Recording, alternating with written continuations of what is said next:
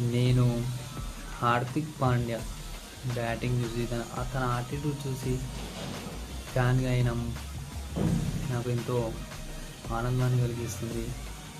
నేను Hardik Pandya batting miss అవుతున్నాను అనిపిస్తుంది నాకు.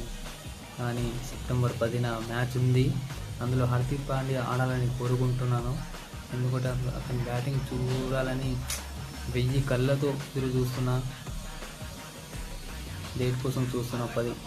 సెప్టెంబర్ 10న క్రికెట్ గ్రౌండ్లో అడుగు పెట్టాలని, అతను ఆడాలని కోరుకుంటున్నాను. చూద్దాం ఏమవుతుందో.